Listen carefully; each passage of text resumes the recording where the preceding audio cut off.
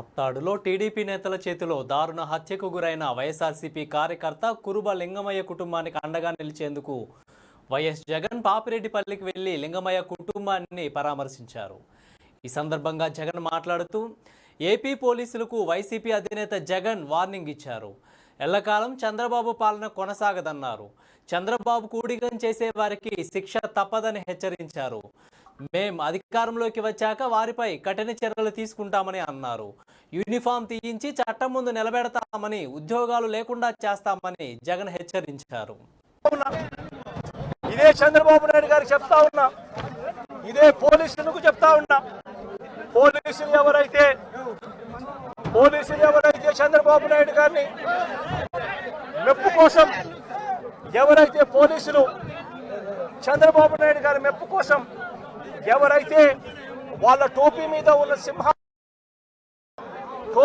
ఉన్న సింహాలకు సెల్యూట్ చేయకుండా చంద్రబాబు నాయుడు గారికి వాచ్మెన్ల కింద పనిచేస్తా ఉన్న ఆ ప్రతి పోలీస్ అధికారికి చెప్తా ఉన్నా, ఎల్లకాలం చంద్రబాబు నాయుడు గారి పరిపాలన సాగదు.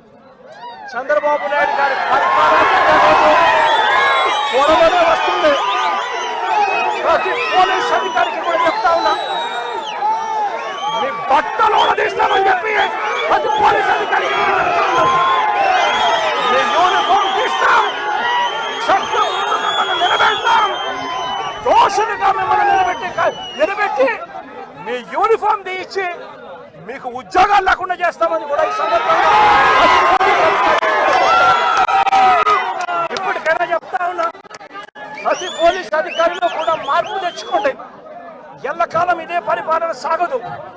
మీరు చేసిన ప్రతి పనికి కూడా వడ్డీతో సహా లెక్కేసి మిమ్మల్ని దోషులుగా నిలబెట్టి మీతో కక్కిచ్చే కార్యక్రమం ఖచ్చితంగా చేస్తామని చెప్పి కూడా ఈ సందర్భంగా ప్రతి పోలీస్ అధికారులకు కూడా చెప్తా ఉన్నాం.